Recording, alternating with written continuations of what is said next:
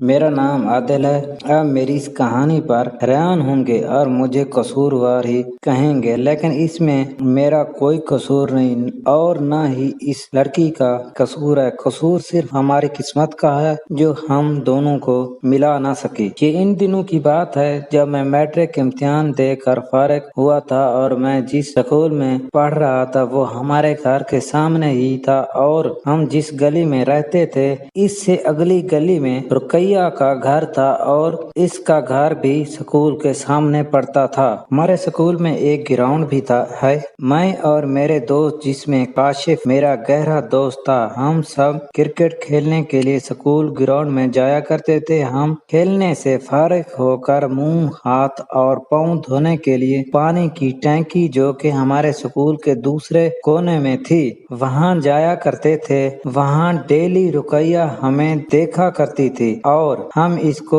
देखा करते थे और इसे तंग भी किया करते थे, मगर वो बिल्कुल नाराज नहीं होती थी और अगले दिन फिर वो खिड़की में खड़ी होती। हम सब दोस्त हैरान हो जाया करते थे।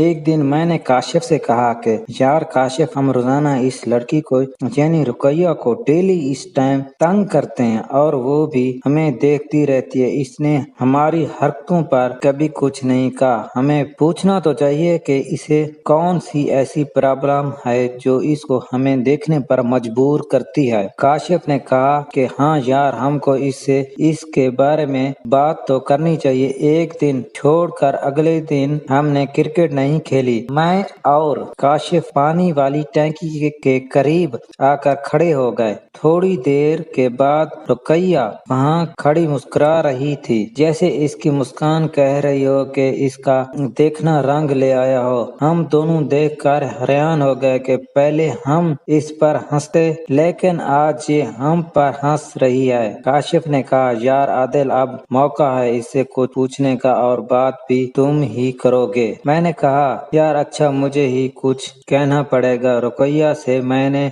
डरते डरते कहा, रुकैया तुम शाम को यहाँ क्यों आती हो और तुम हम लोगों को क्यों देखती हो? रुकैया ने कहा कि बस ऐसे ही, लेकिन मुझे यकीन न आया कि वो ऐसे ही देखती है, लेकिन कोई लड़की ऐसे ही क्यों देखेगी और वो भी लड़कों को। मुझे इसमें कोई गड़बड़ लगी। इस दिन तो मैं और काशिफ चले गए। अगले दिन फिर हम दोनों ने क्रिकेट नहीं खेली। हम फिर वहीं चले गए और रुकैया का इंतजार करने लगे। रुकैया आई तो हमने इसको एक छोटा सा दिल का पैगाम लिखा और पत्थर के साथ बांधकर इसकी छत पर फेंक दिया। वो इशारे से कहती भी रही कि कुछ नहीं फेंकना, लेकिन वो कहने में लेट हो गई और हम वहाँ से भाग निकले, कहीं इसकी वालदा या वालिद छत पर ना हों। अगर रुकैया के अब्बू ऊपर हुए तो आकर हमें देख लेता तो वो हमारे घर शिकायत लगा देता और हमारी घर से पिटाई हो जाती। अगले दिन हम वहाँ फिर गए और हम देखकर हैरान हो गए कि रुकैया हमारे से पहले वहाँ खिड़की पर मौजूद थी और इसने हमें देखते ही एक कागज फेंक दिया और शर्माते हुए अंदाज में वापस चली गई। हमने वो कागज उठाया और पढ़ने लगे, जिसकी तहरीर कुछ यूं थी, मेरी जान, बड़े प्यार और एहतराम के साथ अस्सलाम वालेकुम। मैं तुम्हारी कल वाली हरकत से खुश भी हूँ और ना खुश भी। पहले तो ना खुश इसलिए हूँ कि अगर मेरे अब्बू अम्मी ऊपर होते तो मेरी बेइज्जती हो जानी थी और तुम्हारे घर भी शायद शिकायत चली जाती, और खुश इसलिए हूँ कि जो बात मैं तुमसे कहना चाहती थी वो तुमने खुद कह दी। अगर तुमने कुछ लिख कर देना होता है तो मैं तुमको खुद कहा करूँगी, क्योंकि अम्मी अब्बू अक्सर छत पर होते हैं। मेरे वालिदैन बहुत सख्त हैं, इसलिए एहतियात जरूरी है और अपना नाम भी लिख देना और मेहरबानी करके इन बातों पर अमल करना। और मैं एक बार फिर कह रही हूँ, प्लीज अपनी और मेरी इज्जत का ख्याल रखना। तुम्हारी रुकैया। खुदा हाफिज। मैं आप लोगों को इनके घर वालों के बारे में बताता चलूं। इतना तो नहीं जानता, लेकिन जो कुछ मालूम है वो बयान कर रहा हूँ। रुकैया के अब्बू एक डिस्पेंसर हैं। इनका अपना एक जाती क्लिनिक है जो इनके घर के साथ ही अटैच है। इनके अब्बू का नाम अजहर है। इनकी 2 ही बेटियां हैं। मेरी दिल की धड़कन बन चुकी थी। और एक इसकी छोटी बहन नसरीन, जो कि अभी बहुत छोटी है। वो बहुत सुलझे हुए लोग थे, कभी किसी से लड़ाई झगड़ा करते ہوئے آج تک نہیں دیکھا تھا۔ جس دن رقیہ کا محبت نامہ ملا تو اس دن شام کے وقت کاشف کے ماموں کراچی سے آئے۔ ان کا نام رضوان تھا۔ ان کا کراچی میں اتنا کاروبار تو نہیں تھا لیکن ایک رینٹ تھا۔ کاشف کے ماموں اس کو بھی یعنی کاشف کو فارغ دیکھ کر اس کو اپنے ساتھ کراچی لے گئے۔ کاشف نہ چاہتے ہوئے بھی اپنے ماموں کے ساتھ کراچی چلا گیا۔ اس کی وجہ یہ تھی کہ وہ اس سے پہلے کراچی نہیں گیا تھا۔ کاشف کا کراچی جانا میرے لیے بہت نقصان میں گیا، کیونکہ وہ میرے ساتھ ہوتا تو رقیہ سے بات کرنے میں کوئی رکاوٹ نہیں ہوتی تھی، کیونکہ رقیہ وہ پہلی لڑکی تھی جس پر میرا دل اٹک چکا تھا اور میں نے اس کی محبت کا اقرار کر لیا تھا۔ کچھ دن تو اس طرح گزر گئے، پھر میں نے اپنے آپ کو کہا یار عادل، تم تو ایک لڑکی سے کوئی بات ہی نہیں کر سکتے۔ میرے ضمیر نے مجھے تھوڑا سا جھنجھوڑا۔ میں نے ہمت کر کے اس کو خط لکھا جس کی تحریر میں بیان کر رہا ہوں۔ مائی ڈیئر رقیہ، السلام علیکم میری رقیہ، دیکھتے ہی دیکھتے میں تمہیں پیار کرنے لگا ہوں۔ شاید تم کو اس بات کا اندازہ نہیں کہ میں آپ کو کتنا پیار کرتا ہوں۔ تم جب مجھے نظر نہیں آتی تو بے چین ہو جاتا ہوں، کہتا ہوں کہ سارا دن میں تمہیں دیکھتا رہوں۔ میری امی نے پوچھا کہ آپ سارا دن کدھر رہتے ہو؟ میں نے امی کو سب کچھ بتا دیا ہے، کیونکہ میری امی سے فریق گپ شپ ہے، لیکن امی نے مجھے منع بھی کیا ہے۔ لیکن یہ دل اب تمہارا ہو چکا ہے، تمہارے ہی رستوں پر چلنے لگا ہے۔ میں تمہیں ان تمام باتوں سے آگاہ کرنا بہت ضروری سمجھتا تھا۔ تمہارا عادل۔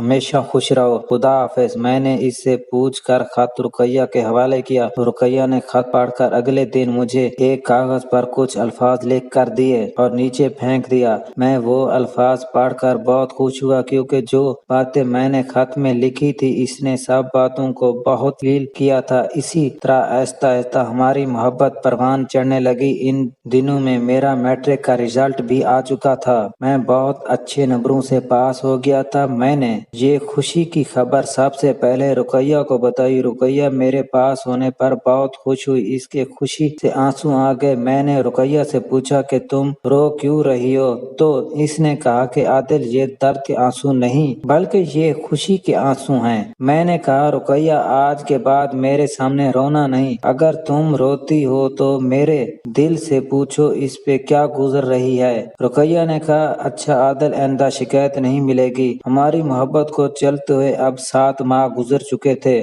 اب ماہ رمضان المبارک کا مہینہ شروع ہو چکا تھا۔ ہم نے رمضان المبارک کا چاند دیکھنے کے بعد ایک دوسرے کو اس پاک اور رحمتوں کے مہینے کی مبارکباد دی اور ساتھ ہمارا پیار قائم رکھنے کی بھی دعا کی۔ کچھ دن گزرے تو میں نے رقیہ کہا کہ رقیہ، میں تم کو سحری کے وقت ملا کروں گا، لیکن رقیہ نے کہا کہ ناممکن ہے۔ لیکن میں نے ضد کی تو رقیہ مان گئی۔ پھر کہنے لگی کہ جب آسان ہو جائے گی، اس کے بعد ابو نماز پڑھنے مسجد چلے جاتے ہیں، امی بھی سو جاتی ہے، تم اس وقت مجھ سے مل سکتے ہو۔ میں نے رقیہ کا شکریہ ادا کیا۔ میں اس خوشی میں رات بھر سو نہ سکا۔ آخر کار نیند نے اپنا کام دکھا دیا۔ صبح سحری کا وقت ہوا تو میں نے سحری کا کھانا کھایا اور رقیہ سے ملنے چلا گیا، لیکن ابھی نہ تو آسان ہوئی اور نہ ہی نماز کا وقت تھا۔ میں نے تھوڑا سا انتظار کیا اور پھر گھر واپس آ گیا۔ اس کے بعد میں نے امی کو بتایا، امی جب اذان ہو جائے تو اٹھا دینا۔ میں یہ کہہ کر اپنی چارپائی پر سو گیا۔ جب اذان ہوئی تو امی نے مجھے اٹھا دیا اور میں فوراً اٹھا اور رقیہ کے گھر کی جانب چل پڑا۔ جب ان کے گھر کے قریب گیا تو دیکھا کہ رقیہ کا ابو دروازے پر تالا لگا رہا تھا۔ میں چھپ گیا اور اس کے جانے کا انتظار کرنے لگا۔ جب وہ چلا گیا تو میں جا کر دروازے کے ساتھ کھڑا ہو گیا۔ اتنے میں میری جان آ گئی تھی۔ ہم نے کچھ پیار بھری باتیں کی اور میں نماز پڑھنے مسجد میں چلا گیا۔ ہمارا ملنا روزانہ کا معمول بن چکا تھا۔ میں اس طرح صبح کو آتا، رقیہ سے باتیں کرتا اور نماز کے لیے چلا جاتا۔ رمضان المبارک کا مہینہ ختم ہونے میں ابھی 4 دن باقی تھے۔ میں نے سحری کے وقت عید کا گفٹ رقیہ کو دیا۔ یہ میرا کسی لڑکی کو پہلا گفٹ تھا۔ یہ میری دل کی حالت اس وقت مجھے ہی پتا تھا۔ رقیہ گفٹ کو دیکھ کر بہت خوش ہوئی اور شکریہ ادا کیا۔ اس نے میرا اور کہنے لگی عادل، تم سدا سلامت رہو اور ہماری محبت کو اللہ تعالیٰ سدا سلامت رکھے۔ پھر رقیہ نے پوچھا کہ میں تم کو عید کا تحفہ دوں تو میں نے کہا کہ رقیہ، तोहफा तो एक दिल को दूसरे दिल से मिलाने के लिए होते हैं। बस तुम मुझे अपने दिल में हमेशा के लिए रखोगे तो मेरे लिए जिंदगी में इससे बड़ा कोई तोहफा नहीं होगा। रुकैया ने कहा, आदिल मुझे तुमसे कितनी मोहब्बत है मैं तुमको कैसे बताऊं। अगली शाम हम मिले तो रुकैया ने मुझे एक छोटा सा तोहफा दिया, लेकिन वो मेरे लिए किसी महल से कम ना था, क्योंकि रुकैया से पहले ना ही किसी से मोहब्बत की थी और ना ही मुझे तोहफा मिला था। रुकैया ने पूछा कि मेरा गिफ्ट कैसा लगा, तो मैंने कहा कि रुकैया जितनी खुशी तुमने मुझे दी है इससे पहले किसी ने इतनी खुशी नहीं दी। रमजान मुबारक का आखिरी रोजा और इसके साथ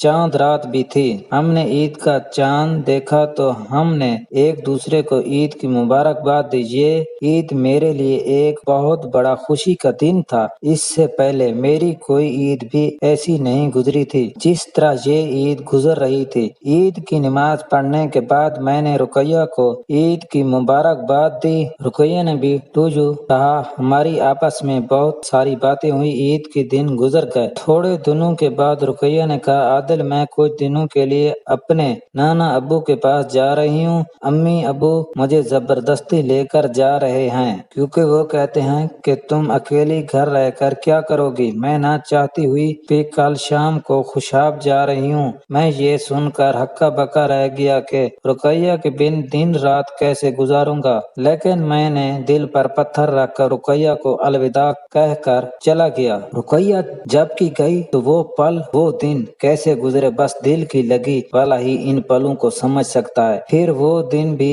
गुजर गए। फिर मेरी जान रुकैया वापस आ गई। मेरे जान में जान आ गई। मैं बहुत खुश हो गया जैसे पतझड़ में मौसम बहार आ गया हो। ये 2 दिन गुजर जाने के बाद मैंने रुकैया से कहा कि मैं तुमको एक बात कहूँ तो वो मेरी मानोगी। तो रुकैया जवाब में कहती है कि आदिल कहने की कौन सी बात है जो मैंने नहीं मानी। बहरहाल तुम बात कहो। मैंने कहा, रुकैया तुम मुझको रात को 1 बजे मिलोगी। मैं आपको ये बताता चलूं कि आप लोग मेरी इस बात को गलत मतलब लेंगे, लेकिन ये मेरी मजबूरी थी क्योंकि मुझे रुकैया की मोहब्बत में कुछ शक होने लगा था। इसलिए आजमाइश के लिए मैंने ये कदम उठाया था। बहरहाल रुकैया ने कहा कि आदिल अगर तुम मेरे प्यार का इम्तिहान ही लेने लगे हो तो ठीक है, मैं जरूर आऊंगी। रात हुई तो रुकैया का इंतजार करने लगा, मगर रुकैया वहाँ मौजूद नहीं थी। मैंने पूरा 1 घंटा इंतजार किया लेकिन रुकैया नहीं आई। मेरे दिल के टुकड़े हो गए कि रुकैया ने तो मेरे प्यार को गलत समझा। बहरहाल मैं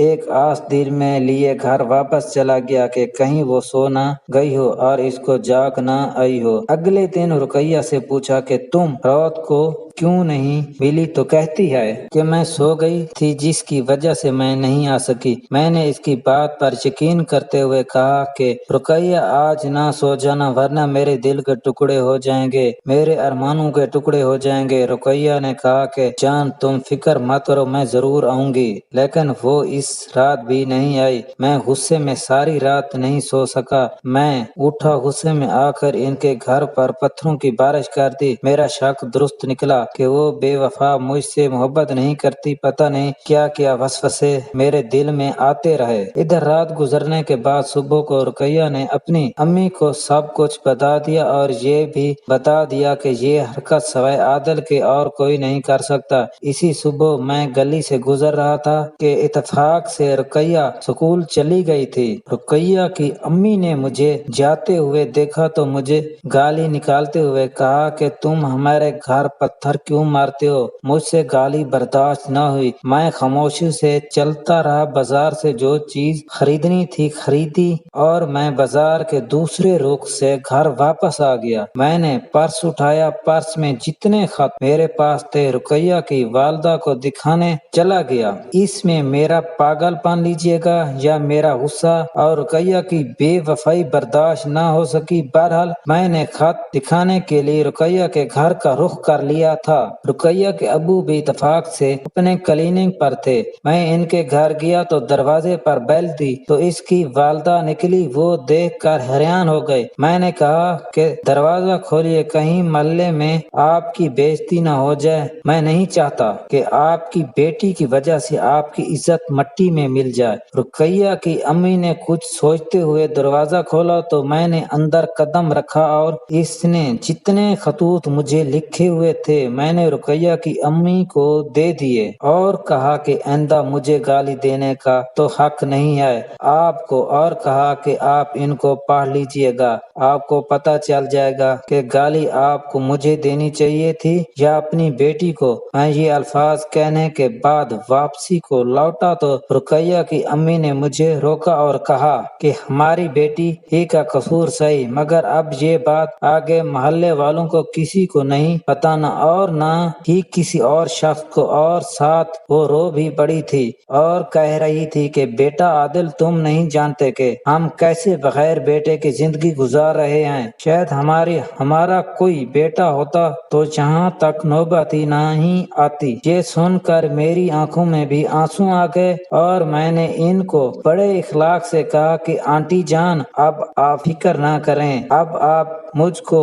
اپنا ہی گھر کا فرد سمجھیے گا، کوئی کام کسی قسم کا بھی ہو مجھے ایک بار ضرور کہیے گا، لیکن آپ رقیہ کو ان باتوں کے بارے میں نہ بتائیے گا، میں اس سے خود ہی پیچھے ہٹ جاؤں گا اور نہ ہی آپ سے اس پر کسی قسم کی سختی کریں گی۔ یہ باتیں کہہ کر میں واپس چلا آیا۔ واپس گھر آیا تو ایسا لگا کہ جیسے میرے سر سے بہت بڑا پتھر ہٹ گیا ہو، اور ساتھ ساتھ اپنی محبت اور قسمت پر رو بھی رہا تھا۔ اس وقت سے لے کر آج تک مجھے وہ وقت ایک ایک بات یاد ہے جو میں نے ایک تحریر کے طور پر آپ کو پیش کر رہا ہوں۔ میرے دل پہ ایک بوجھ سا ہے، شاید اسی طرح کچھ ہلکا ہو جائے۔ اس کے بعد نہ رقیہ کو میں نے دیکھا اور نہ ہی رقیہ نے مجھے دیکھا ہے، اور بے وفائی اس نے بھی کی تھی۔ اب آپ فیصلہ کریں کہ میں نے جو کچھ کیا وہ ٹھیک کیا ہے یا غلط کیا ہے، یہ فیصلہ میں آپ پر چھوڑتا ہوں۔